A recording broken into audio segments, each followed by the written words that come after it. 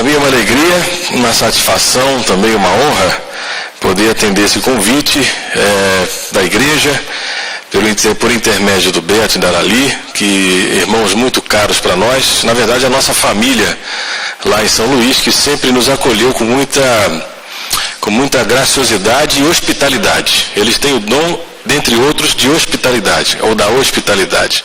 E nós sempre fomos muito acolhidos, porque não somos do Maranhão. Nossa família carioca do Rio de Janeiro, fizemos um estágio em São Paulo e fomos parar lá em São Luís pela vontade de Deus. E o Beto era ali, quando chegaram na igreja, nos abençoaram muito. E quero agradecer muito, pastor, pelo convite. Muito importante de estar falando de missões para uma igreja que já é missionária. Uma igreja que é missionária, uma igreja que já tem experiência missionária. E a pergunta que eu faço, o que Deus quer comunicar à igreja ainda nessa perspectiva do ser missionário ou de ser uma igreja missionária. E eu quero compartilhar com os irmãos, hoje e amanhã, pela graça de Deus, começando no Evangelho de Mateus, capítulo 4, versículo 12 em diante, um texto que narra Jesus no seu início de ministério, Mateus capítulo 4, verso 12, até o 17. Diz assim a palavra de Deus: ouvindo, porém, Jesus que João fora preso, retirou-se para a Galiléia e, deixando Nazaré, foi morar em Cafarnaum, situada à beira-mar, nos confins de Zebulon e Naftali, para que se cumprisse o que fora dito por intermédio do profeta Isaías: terra de Zebulon, terra de Naftali, caminho do mar, além do Jordão, Galiléia dos gentios. O povo que jazia em trevas viu grande luz, e aos que viviam na região e sombra da morte, resplandeceu-lhes a luz. Daí por diante passou Jesus a pregar e dizer: arrependei-vos, porque está próximo o reino dos céus. Também no capítulo 5, versículo 14, Jesus diz, Mateus 5,14: vós sois a luz do mundo. Não se pode esconder a cidade edificada sobre um monte, nem se acende uma candeia para colocá-la debaixo do alqueire, mas no velador, e alumia a todos os que se encontram na casa. Assim brilhe também a vossa luz diante dos homens, para que vejam as vossas boas obras e glorifiquem a vosso Pai que está nos céus. Que Deus nos abençoe. Quero começar compartilhando uma experiência recente da nossa igreja lá em São Luís, no primeiro semestre de 2008, quando a nossa igreja passou um momento muito difícil, desde o ponto de vista pastoral. A igreja vivia um momento de desânimo, de indiferença, fases inevitáveis às vezes que a igreja e o povo de Deus passam. Coincidentemente, naquele ano de 2008, o Maranhão todo foi assolado por muita chuva. E não só o Maranhão, mas parte do Piauí foi inundado. Muita chuva. Principalmente as populações ribeirinhas das margens dos rios mais baixos foram as mais atingidas. A própria cidade de São Luís também foi duramente atingida. Coincidentemente, o tempo das enchentes e o tempo de desânimo da igreja, pela graça de Deus e pela misericórdia de Deus, houve um despertamento desde a igreja para atender alguns lugares das vítimas atingidas pelas enchentes.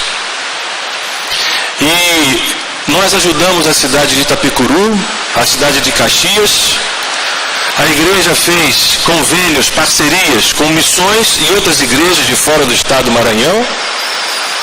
E especialmente uma cidade de 25 mil habitantes, chamada Cocal, no Piauí, uma barragem rompeu E muitas famílias que moravam nas partes mais baixas da cidade simplesmente perderam tudo. Uma tragédia.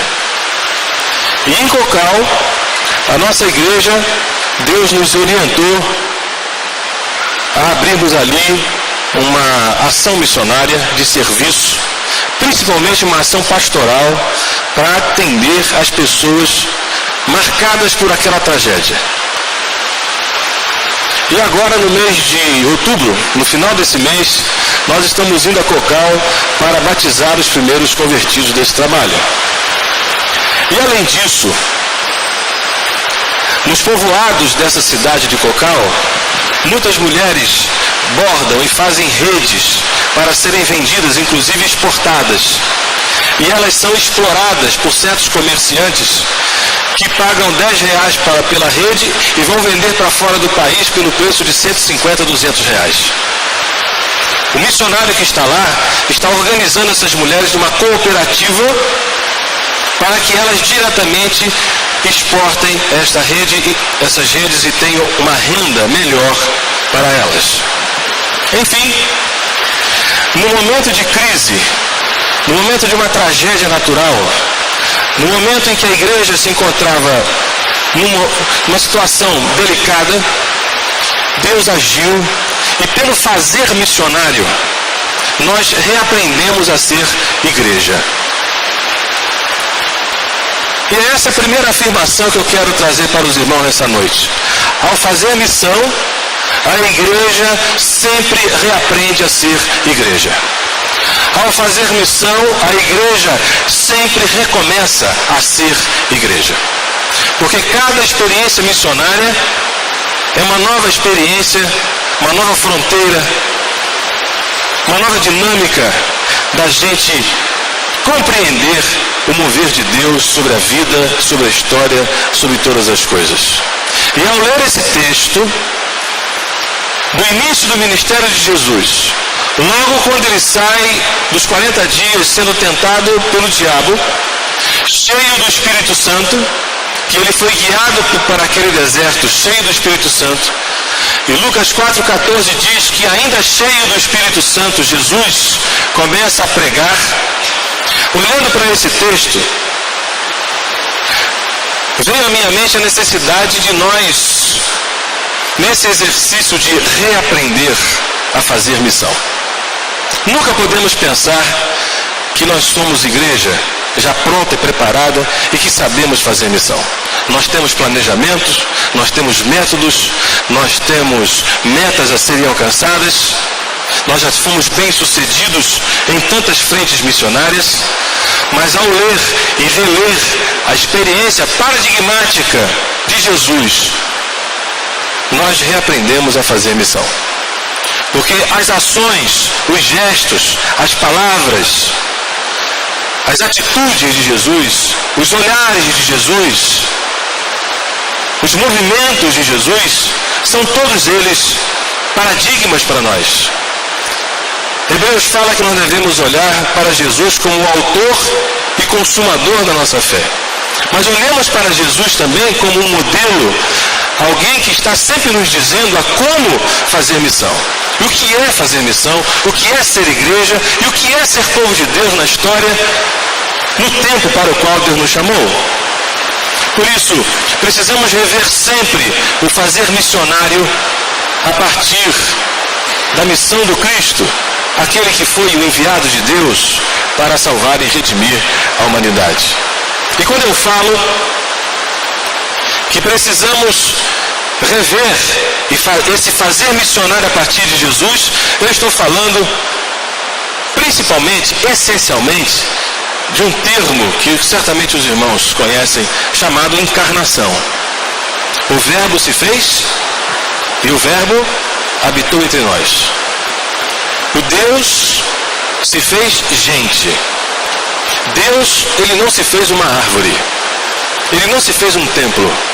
Deus não se fez uma religião. Deus não se fez uma cultura religiosa. Deus não se fez evangélico. Ele se fez gente. E essa encarnação é o cerne da ação missionária.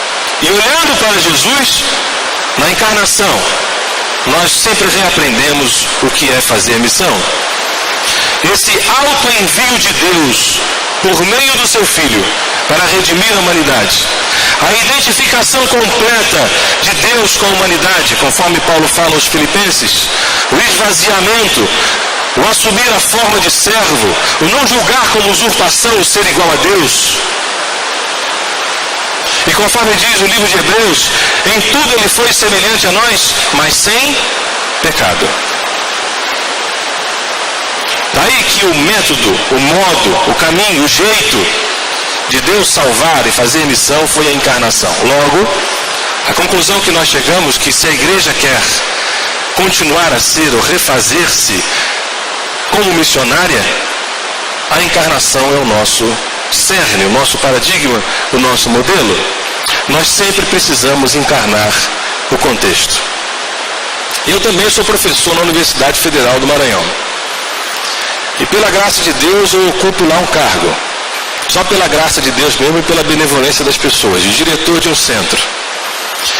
E se Deus me chamou para ser pastor de uma igreja local, Ele também fez da universidade um campo missionário de encarnação, que não é fácil, que não é simples você lidar todos os dias com agnosticismos, ateísmos, a negação explícita e frontal de toda a afirmação da verdade do Evangelho.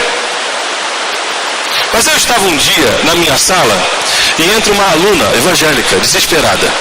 Sabe que eu sou pastor, veio conversar comigo porque às vezes a minha sala, de um setor burocrático, se torna também um gabinete pastoral. Ela entra desesperada, quase chorando, se não chorando, dizendo assim: pastor, eu fui falar de Jesus para minha colega, que é espírita, e ela disse na minha cara que ela não quer saber de Jesus, ela não quer a salvação. E ela começou a chorar, desesperada. Eu falei: qual é o problema, minha filha? Não, mas ela não vai para a igreja, ela não quer. Mas qual é o problema, minha filha? Ela não quer. Não, mas o meu pastor me falou que eu tenho que levar a pessoa para a minha igreja, para ela ser salva na minha igreja. Eis aí o problema. E eu falei para ela assim: olha, Deus nos chamou para nós sermos testemunhas dele, embaixadores para pregarmos a palavra. Quem converte não somos nós. Prega a palavra, que ela não volta vazia, e o Espírito que vai fazer isso. Não cabe a você fazer o papel do Espírito Santo. Daí a visão equivocada daquela igreja, de que quem faz a obra da conversão é a pessoa. Porque, minha filha, se a pessoa não quer, é a decisão dela. Fica triste, chora, mas é a decisão dela. A tua tarefa você já cumpriu. Fique feliz por isso. Pregue a palavra. Seja oportuno, quer não. Insta. Não é isso que Paulo fala para Timóteo? Por isso, a encarnação é o caminho que Deus escolheu. Não sei se Deus ele fez um planejamento de metas, de princípios, de métodos muito bem rigorosos, segundo as leis do marketing. Mas Deus fez uma coisa: Ele se tornou igual a gente. E se a igreja quer fazer missão, ela precisa encarnar. Ela precisa ser igual às pessoas aonde elas estiverem. Daí que eu falo para vocês, e às vezes alguns evangélicos em São Luís se escandalizam comigo, porque no meio dos agnósticos eu me faço um agnóstico não sendo. Como Paulo fala aos coríntios: eu fiz-me judeu para com os judeus, gentil para com os gentios, fraco com os fracos, para de algum modo ganhar alguns. Porque é dessa forma que a gente encarna o que a gente pode chamar de contexto e de uma situação missionária. E à luz dessa passagem de Jesus, olhando para os movimentos de Jesus, e o texto de Mateus é extraordinário, junto com outros evangelistas, há 4 faces da encarnação de Jesus nessa passagem que eu quero destacar para os irmãos, que ao mesmo tempo são 4 perguntas do fazer missionário em Jesus Cristo, fundamentais para a igreja hoje. Quando que a gente faz missão? Qual é o lugar? Para quem? E qual é a realidade espiritual? rapidamente eu quero tocar nesses 4 pontos para a gente explorar aquilo que está no texto. Em primeiro lugar, qual é o tempo que a gente faz missão? Diz aqui o versículo 12 até o versículo 14, que Jesus ouviu que João tinha sido preso. Imediatamente há uma sequência da ação de Jesus. Retirou-se para a Galiléia, ele estava na Judéia, e deixando Nazaré foi morar em Cafarnaum, à beira-mar, nos confins de Zebulon e de Naftali. Jesus, ele retirou-se, deixou e foi morar.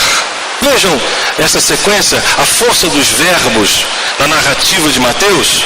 Depois da tentação do deserto de 40 dias, Jesus, cheio do Espírito Santo, João Batista foi preso, Herodes Antipas prendeu João Batista porque foi falar mal da vida dele. Jesus tenha pensado, Jesus não ficou com medo de Herodes, mas talvez tenha sido estratégico. Jesus pensou, seja estratégico para mim sair daqui e ir para um lugar à beira-mar, na terra lá de Zebulon e de Naftali. Jesus tinha consciência, e Paulo vai falar isso depois em Efésios capítulo 1, verso 10, que ele estava vivendo a plenitude dos tempos. Toda a ação de Jesus se dá num kairos de Deus, no tempo de Deus. Não é à toa que Mateus faz referência justamente ao cumprimento profético desse movimento de Jesus. Isso se cumpriu para que se cumprisse a palavra que está em Isaías: terra de Zebulon, terra de Naftali, terra que jazia em trevas, viu grande luz. O tempo, fazer missão, encarnação, é perceber o tempo, é fazer a leitura do tempo que está conosco. Eu posso falar isso porque eu sou historiador. Historiador trabalha com a categoria tempo. Tempo passado e tempo presente. O que está acontecendo no nosso tempo? Quais são os movimentos que a igreja precisa fazer? Estratégicos. Daquilo que está acontecendo em torno de nós. Jesus se dirige para a beira-mar, Cafarnaum, num tempo de cumprimento profético. E nós estamos vivendo esse tempo. A Bíblia diz que nós estamos vivendo os últimos dias. O kairos de Deus acontece para cada um de nós e para cada igreja, para o povo de Deus. Precisamos discernir o tempo que está em volta de nós. Nenhuma igreja pode ignorar o fato de que lá no norte da África está acontecendo a primavera árabe. Aquelas ditaduras de 40, 50 anos no norte da África estão caindo. O Irã está resistindo. Olha o kairos de Deus aí. Nós não podemos ignorar que nos últimos 10 anos no Brasil, 23 a 25 milhões de pessoas saíram da classe D, da zona de miséria, e começaram a comer 3 refeições por dia. A igreja não pode ignorar as mudanças políticas que estão acontecendo. Vocês estão em Brasília, o centro político do país. Nós não podemos ignorar a ação de Deus na história no nosso presente. E quais são os nossos movimentos? Para onde que nós devemos olhar? Jesus olhou para Cafarnaum, para a beira-mar, para uma colônia de pescadores. Interessante, por que Jesus não olhou para o palácio de Herodes? Por que Jesus não olhou para o templo? Por que Jesus não foi fazer uma aliança com Herodes? Herodes, você prendeu João Batista, mas eu sou diferente de João Batista. Eu sou Deus. João Batista é só um homem. Inclusive vivia até de maneira esquisita, comia gafanhoto. Eu não vou comer gafanhoto com mel. Eu sou Deus, Herodes. Vamos fazer uma aliança aqui. Mas Jesus não vai para o palácio de Herodes. Ele escolhe uma colônia de pescadores para, a partir dali, chamar Pedro, João, Tiago, André e começar os seus discípulos e pregar o Evangelho. Essa é a primeira pergunta. Quando? Qual é o nosso tempo? A segunda pergunta, a segunda face da encarnação de Jesus aqui é justamente onde? O lugar. E o texto é muito claro ao dizer que Jesus saiu da Judéia para a Galiléia. E a palavra Galiléia, ela significa circuito. É um circuito. E a região da Galiléia, ela é uma depressão. Ela é um buraco. É um circuito e um buraco. E quem é que vive nesse circuito, nesse buraco? Os gentios. Não os judeus. Gente misturada. uma fronteira. Jesus foi da Judéia para a Galileia, de Nazaré para Cafarnaum, com fim do mundo, de Zebulon e Naftali, as antigas tribos que ali habitaram, da além do Jordão, a beira-mar, caminho do mar. A direção que Jesus escolheu foi esta, prenúncio da missão aos gentios. E o Evangelho de Mateus termina no capítulo 28, Jesus dizendo para os discípulos: ide por todo o mundo e fazei discípulos de todas as nações. Jesus foi para o meio dos gentios, Galileia dos gentios. É esta fronteira geográfica. Desceu até aos pescadores. E a geografia ensina para nós as direções que Deus nos determina. Eu não sei para onde que Deus, nós cantamos aqui, eu vou. Eu não sei para onde que eu vou. A geografia pertence a Deus. Ele é quem determina. E Jesus foi obediente nessa perspectiva, porque ele escolheu as fronteiras. E se há uma sugestão, uma proposta, uma dica, né, uma pista para esta igreja, para a minha igreja, se formos escolher algum lugar para enviar alguém, escolha uma fronteira. Deus sempre escolheu as fronteiras, não o lugar estabelecido, não o lugar do conforto.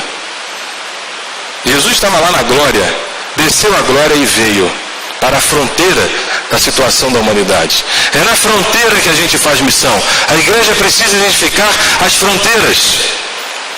Talvez seja uma periferia, ou a periferia da periferia, ou a periferia do centro, eu não sei.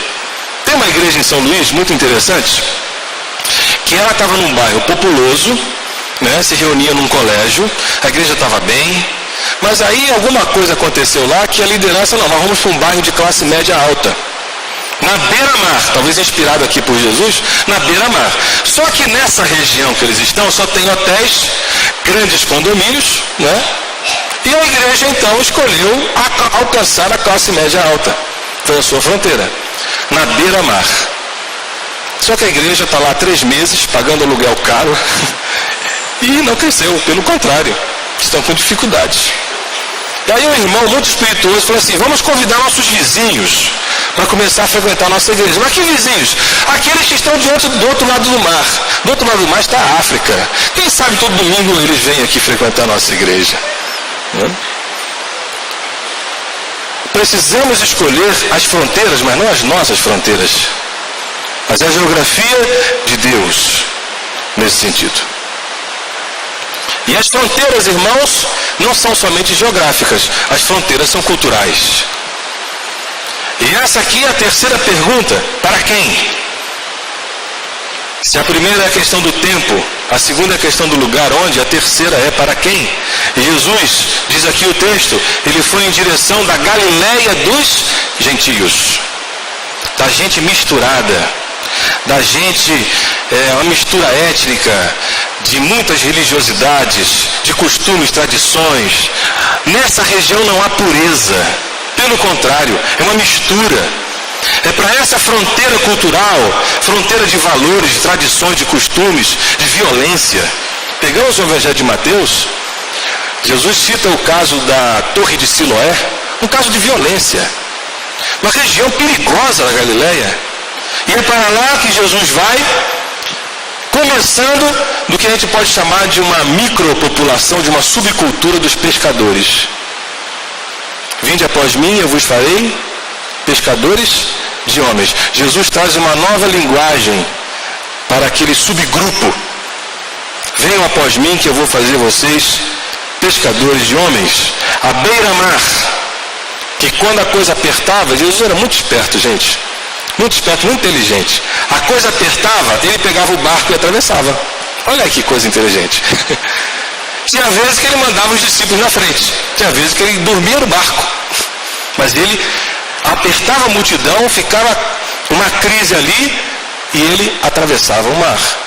E ele começou justamente em torno deste mar, nesta dinâmica, nessa fronteira, também de pecaminosidades, de gente que não tinha para onde ir, uma terra que jazia em trevas. Esta terra. E pelo fato da geografia do lugar ser um circuito e uma depressão, o sol aparecia mais tarde e se punha mais cedo.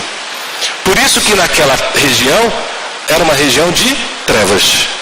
Ok? A geografia do lugar era uma relação, uma equivalência com a situação espiritual do povo. E o povo que jazia em trevas viu grande luz. E aqui é a quarta pergunta. A realidade espiritual. Qual é a realidade espiritual da missão da igreja? Trevas. E aí eu quero inverter o tema se é da luz para as trevas. A missão é fazer das trevas para a luz, né? A missão é o inverso, é levar a luz às trevas. Se Deus nos tirou, nos arrancou das trevas para a luz, Ele nos libertou do império das trevas e nos resgatou para o reino do Filho do seu amor. Ele nos arrancou. Colossenses 1,16 fala, Ele nos sequestrou das trevas. Nos arrancou de lá. A gente não podia sair de lá. E Ele foi lá, invadiu e nos trouxe. Nos transportou para o reino do Filho do seu amor. E a missão é justamente a gente retornar às trevas. É levar a luz às trevas. O povo que jazia em trevas viu grande luz. Jesus, eu sou a luz do mundo. Jesus resplandeceu naquela realidade espiritual de trevas, de escuridão, uma região e sombra da morte. Gente, quando a morte faz a sua sombra, nós sentimos medo, pavor, desespero, porque o nosso fim está próximo. Pensemos na realidade espiritual das trevas, que nós já não estamos mais. Graças a Deus. Ele nos arrancou das trevas. Então nós olhamos as trevas desde o ponto de vista da luz, a qual Jesus nos trouxe. E trevas significa viver no desespero do fim, da derrota, que não existe o outro lado, não existe perspectiva, não existe esperança. Não é à toa que na Galileia, Jesus vai curar pessoas doentes, vai ter que dar comida para as pessoas que estão com fome. Os endemoniados Ele vai ter que libertar. Jesus vai ter que libertar as pessoas da opressão política e religiosa. Nós gostamos muito daquele versículo de Mateus 11:28, quando Jesus fala assim, vinde a mim todos vós que estáis cansados e sobrecarregados, e eu vos aliviarei. Olha que coisa boa. Mas essa afirmação de Jesus diz respeito à opressão religiosa dos fariseus. Vocês que estão cansados e oprimidos por esses religiosos, e lá no capítulo 23 Jesus vai fazer uma crítica rasgada ao farisaísmo, vocês que estão sendo oprimidos, venham a mim, porque o meu fardo é leve. Eu não sou religioso. O meu fardo é suave. Jesus entra numa região de preconceitos e discriminações. Leprosos, mulheres, crianças, a mulher hemorrágica, prostitutas, publicanos, porque isso caracteriza as trevas. O que caracteriza as trevas? Doença, fome, opressão maligna, opressão política, religiosa, preconceitos e discriminações. Mas às vezes, nós, igreja, e aqui vem uma palavra dura para nós olhamos as trevas com preconceito. Olhamos as trevas com discriminação. Nós olhamos as trevas nos separando delas. Isso não é fazer missão. Fazer missão não é ficar longe daqueles que estão nas trevas. Fazer missão é levar a luz do Evangelho a estas trevas. As portas do inferno não prevalecerão contra a igreja. Por isso a nossa tarefa não é nos julgarmos superiores. Hoje eu estou na luz, olha aí esses ímpios estão perdidos, olha só. Não é essa a postura e atitude da igreja, gente. Nós estávamos lá. E pela graça de Deus, nós fomos trazidos pela luz do Evangelho. Por isso a nossa vocação é retornar em missão para aqueles que estão em trevas vejam a luz resplandecente do Evangelho. E é isso que Jesus fez. Jesus nunca olhou as trevas de cima para baixo. Aqueles que estão em trevas. Jesus nunca foi preconceituoso. Abraçou as crianças, se deixou de tocar pela mulher hemorrágica. Jesus tocou os leprosos, curou os leprosos, Ele olhou as pessoas. É essa atitude que a igreja tem que ter. Jesus foi humano. a igreja, ela precisa ser humana, tal como Jesus. A pessoa mais humana que pisou na terra era Deus. E nós queremos ser tão espirituais que deixamos de ser humanos. É assim que a luz invade as trevas, com a humanidade do Cristo. A humanidade do Senhor Jesus Cristo, que faz com que ele olhe para aquela multidão, vendo ele as multidões, compadeceu-se delas, porque eram como ovelhas aflitas e exaustas, que não tem pastor. Jesus sobe em Jerusalém, olha para Jerusalém e chora. Ele olha as trevas de Jerusalém. Ele olha o juízo que virá sobre Jerusalém e chora. É esse coração de Jesus, por isso que Paulo fala em Filipenses, tenha em vós o mesmo sentimento que houve também em Cristo. Nós precisamos sentir como Cristo. Não podemos fazer missão sem ter o coração pulsando os mesmos sentimentos que Jesus Cristo teve. Jesus então, diz aqui o versículo 16, é a luz que resplandeceu nas trevas. Porque ele diz no versículo 17, ele resplandece nas trevas levando uma mensagem. O reino de Deus chegou. Arrependam-se, porque o reino de Deus está próximo. Creiam no Evangelho. A gente resplandece nas trevas com uma mensagem. E a mensagem da igreja não pode ser outra a não ser salvação, arrependimento e juízo. A igreja hoje, irmãos, infelizmente, estou generalizando no Brasil, está pregando prosperidade. Prosperidade, gente. Ensina a palavra do Evangelho. Prosperidade é paganismo. Prosperidade é paganismo. A igreja tem que pregar a salvação. O reino chegou. Se o reino chegou, há uma exigência, arrependimento. Arrependimento que traz salvação. E se não se arrepender, é juízo. E a igreja prega aquilo que Jesus pregou. Jesus trouxe o reino. E nós inventamos uma religiosidade evangélica. É diferente. O vetor da igreja é o reino de Deus. O vetor da igreja é essa mensagem da cruz e do amor incondicional que Jesus mostrou pelos sofridos, pelos pobres, por aqueles que nada eram, que estavam nas trevas. Por isso que Jesus curou, cuidou, tocou, ensinou, serviu, acolheu, chorou. Essas atitudes da encarnação de Cristo são as mesmas atitudes missionárias. Não podemos, irmãos, fazer missões de cima para baixo. Como nós aprendemos a fazer missão. Né? Nós somos melhores, estamos salvos e vamos falar para as pessoas que estão perdidas. Nós somos melhores, não somos melhores. A diferença é a graça de Deus na nossa vida. Só isso. Pela graça de Deus eu sou o que sou. E se eu fiz mais do que os outros, não eu, mas Deus comigo, Paulo fala. Evangelizar hoje, irmãos, tem que começar a ouvir os clamores das trevas. Os clamores daqueles que estão nas trevas. A igreja só quer falar, mas a igreja não ouve. Nós precisamos ouvir aqueles que estão nas trevas, os seus clamores, suas perguntas, suas angústias. E fazendo referência a Mateus 5,14, não nos colocarmos debaixo do alqueire. Nós somos a luz do mundo. Jesus é a luz do mundo. E ele nos enviou para que fôssemos a luz do mundo. E eu li algo assim extraordinário. Foi hoje, na revista Ultimato. O artigo do Paul Freston. Leiam, por favor, a edição da revista Ultimato. Que ele fala assim: quando nós imitamos a Deus, nós nos tornamos como Ele.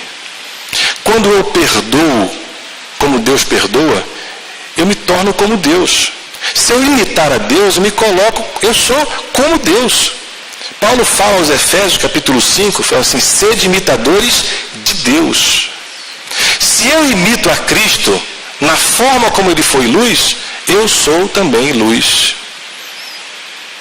Se Jesus foi luz do mundo, servindo as pessoas, pregando o Evangelho, amando de maneira incondicional, eu fazendo isso, imitando a Cristo, eu sou a luz do mundo. Não vou pegar essa luz e colocar debaixo do púlpito. Pelo contrário, tem que ser colocado em lugar estratégico, para que as pessoas vendo as obras glorifiquem a quem? O problema é que quando a gente coloca as nossas luzes nas pessoas, nós queremos que as pessoas glorifiquem as nossas obras. Nós não precisamos receber glória de ninguém deste mundo. Quem tem que ser glorificado é Deus e não nós.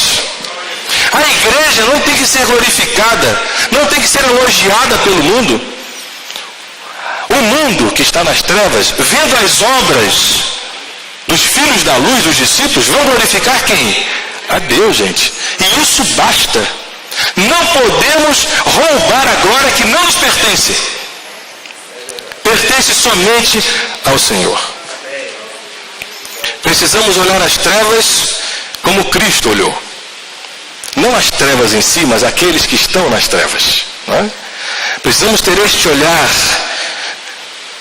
desde a luz de Cristo, não desde os nossos valores religiosos.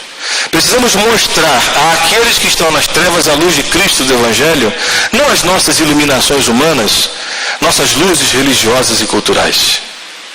Precisamos servir àqueles que estão sofrendo as várias ordens do pecado e da miséria nas trevas.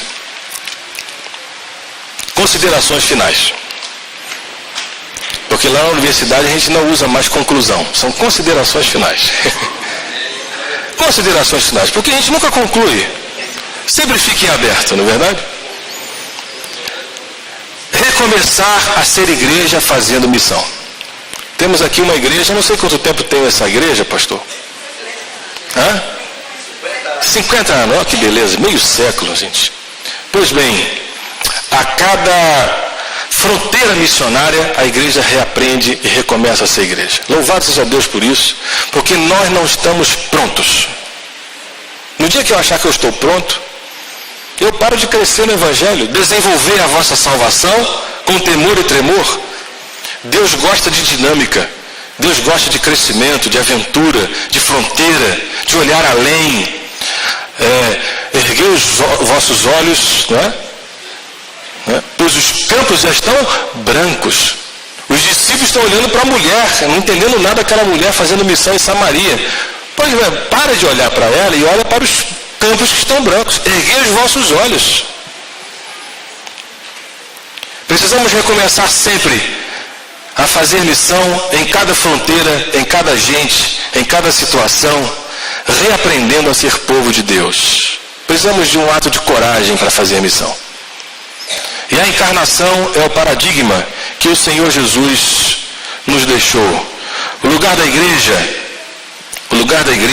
é ser luz no mundo para aqueles que estão em trevas, sem que ela se torne igual às trevas. Porque isso também acontece, né? A igreja se torna igual às trevas que ela quer transformar. Ela peca como o mundo peca. Ela usa as armas dessas trevas. Ela se identifica com as trevas. Mas esse é um outro capítulo, uma outra pregação. Mas fica para nós aqui, irmãos, o desafio de que fazer missão é a gente sempre recomeçar a ser igreja. Que Deus nos abençoe. Amém? Amém. Pastor.